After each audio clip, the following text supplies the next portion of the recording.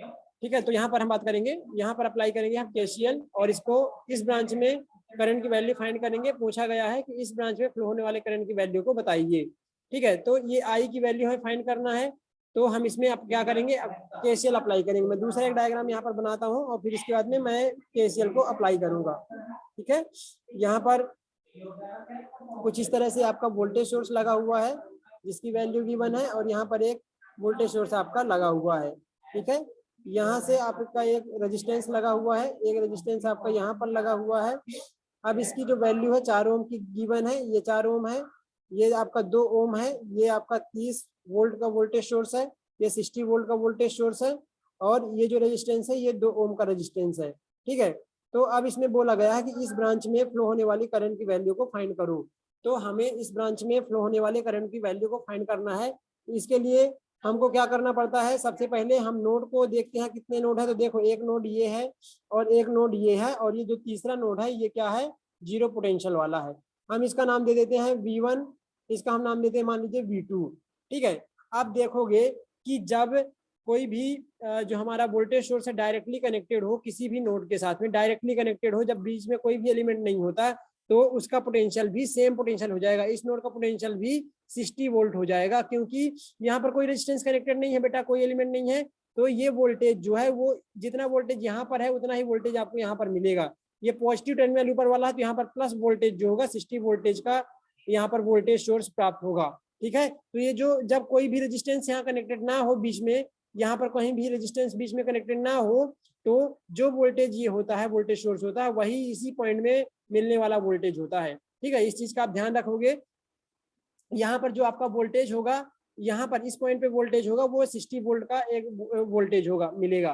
ठीक है, तो इस पॉइंट का जो V1 का मान हो गया वो 60 हो गया, और V2 हमको V2 नहीं पता है। ठीक है, अब देखो V2 को आप 30 नहीं ले सकते हैं क्योंकि यहाँ पर एक रेजिस्टेंस भी लगा हुआ है, यहाँ पर एक रेजिस्टेंस लगा हुआ है।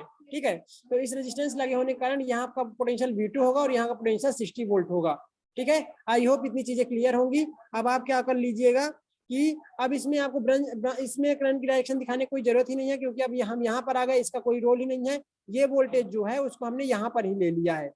ठीक है, क्वेश्चन में हमने यहाँ पर गिवन तो यही का वोल्टेज था, यहाँ का वोल्टेज आपको गिवन था। ठीक है, ये वोल्टेज गिवन था, तो ये वोल्टेज इस जंक्शन के वोल्टेज के ही बराबर होगा। इस जंक्शन में मिलने वाला वोल्टेज या इस जंक्शन में मिलने वाला वोल्टेज सेम होगा, तो हमने इसको 60 वहां पर ले लिया है। ठीक है, ये जो होता है ये ग्राउंड होता है, इसलिए यहाँ का पोटेंशियल जो होता है वो हमको 0 मिलता है, ये वाला। ठीक है, अब हम क्या करेंगे, इसमें सभी ब्रांच में जहां पर नहीं दिया हम करंट मान लेंगे। इसमें मान लेते हैं हम I1।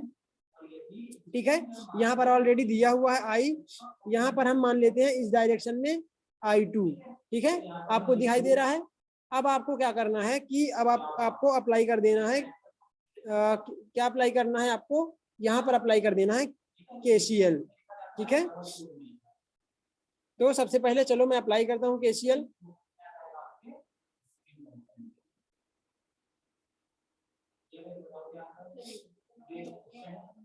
ठीक है, तो हमको डायरेक्ट हम यहाँ पर अप्लाई कर देंगे इस नोड पे। अप्लाइंग हम सिर्फ और सिर्फ B2 में अप्लाई करेंगे और हमको वैल्यू निकल जाएगा। अप्लाइंग KCL एट नोड 2, तो इसमें आने वाली करंट कितना है I1, इसकी और आने वाली करंट क्या है I2, बराबर क्या है आपका नीचे जाने वाली करंट I है, बाहर जाने वाली करंट। तो इसकी वैल्यू लिख दीजिए 60, ये 60 माइनस V2 डिवाइडेड बाई ये रेजिस्टेंस आपका आ जाएगा 4 ओम का। फिर प्लस I2 कहाँ है बेटा, I2 इसमें फ्लो हो रहा है, तो 30। आप ध्यान दोगे I2 कहाँ पर फ्लो हो रहा है, उसी के लिए ही आपको पोटेंशियल लेना है। ठीक है, उसी के लिए ही आपको पोटेंशियल लेना है। तो ये इसका आ जाएगा 30 माइनस V2 डिवाइडेड बाई इसका रेजिस्टेंस 4 ओम। ठीक है, अब इसके बाद में इक्वल्स टू I की वैल्यू कहाँ है, ये यहाँ पर दी हुई है I, तो आपको लेना है V2 डिवाइडेड बाई 2। ठीक है, अब इसको आप सॉल्व कर लीजिए, तो ये 60/4 minus V2/4 plus 30/4 minus V2/4 equals to V2/2। ठीक है, तो यहाँ से आप इसको सॉल्व करोगे तो ये आ जाएगा, इसको आप करोगे तो देखो ये 2 से इसको कैंसिल करोगे तो ये 2 टाइम कटेगा, ये 2 बार जाएगा, ये 2 बार जाएगा, ये 2 बार। कॉमन लेके काटना है आपको, ऐसे नहीं काटा जाता, कॉमन लेके काटते हैं तो ये आएगा। अगर 60/2 करोगे तो 30 आ जाएगा, ठीक है। इसके बाद में इसमें V2/2 करोगे तो 0.5 V2 आ जाएगा। इसके बाद में आप देखोगे यहाँ पर 15 आ जाएगा, 30/2 15। इसके बाद आपको यहाँ पर देखोगे तो 0.5 V2 आ जाएगा बराबर V2। आपको यहाँ से ये चीज मिल जाएगा, ठीक है। इसके बाद में हम आगे करेंगे इसको। तो देखो सभी ये V2 हाफ V2 1 V2 हो जाएगा, और इधर जाएगा तो 3 तो कितना हो जाएगा आपको 2 V2 मिल जाएगा। यहाँ पर हाफ और हाफ माइनस माइनस है, दोनों जुड़ जाएंगे, माइनस में रहेंगे, और इधर ट्रांसफर कर दोगे तो प्लस में आ जाएगा V2। तो V2 ये है और V2 और एक आ जाएगा तो 2 हो जाएंगे। तो आपको यहाँ मिल जाएगा 2V2 इक्वल्स टू, यहाँ पर आपको देखना है 30 और 15 कितना आ जाएगा 45। तो यहाँ पर आपको आ जाएगा 45। तो V2 की जो वैल्यू है वो मिल जाएगी 45/2। तो V2 बराबर हो जाएगा आपका, V2 बराबर हो जाएगा यहाँ से ठीक है, आप ऐसे ही लिख सकते हैं V2/2।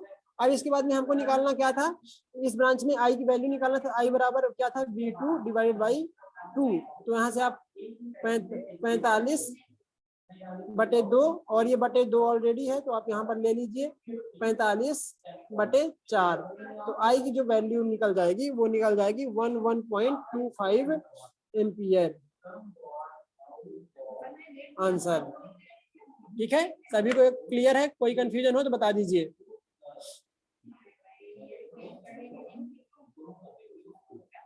कर लोगे, किसी कोई प्रॉब्लम है बेटा कॉन्सेप्ट में बता दीजिए, ये कौन आपका प्रॉब्लम है बता दो जल्दी, कोई प्रॉब्लम होगी तो।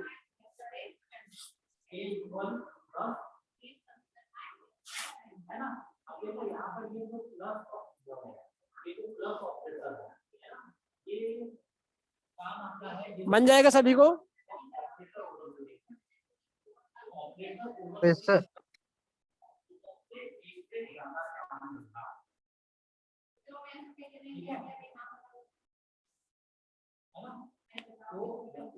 Yes sir. ठीक है, तो टाइम एंड हो रहा है, मैं आपको लिंक भेज रहा हूँ, ठीक है।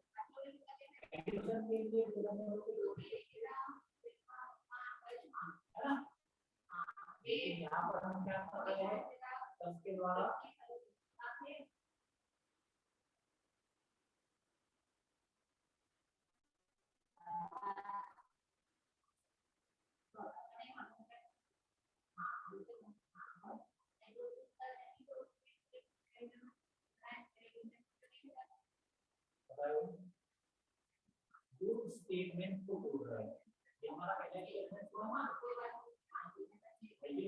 ये नंबर नहीं है ना, क्या है स्टेटमेंट, ठीक है। यहाँ पर प्लस ऑपरेटर के द्वारा हम दो स्टेटमेंट को जोड़ते हैं, ऑपरेटर ए और शामिल उसको क्या बोलते हैं हम, उसका नाम क्या बोला ऑपरेटर, है ना, ये भी एक ठीक है। तो प्लस ऑपरेटर का यूज किया जाता है दो स्टेटमेंट को आपस में जोड़ने के लिए। तो प्लस के पहले वाला जो स्टेटमेंट है ये वो स्टेटमेंट है जो कि मैं स्क्रीन पर डिस्प्ले करवाना चाहता हूं, ऐसा वैसा। और प्लस के बाद जो है वो कहां से आएगा, योगदान से।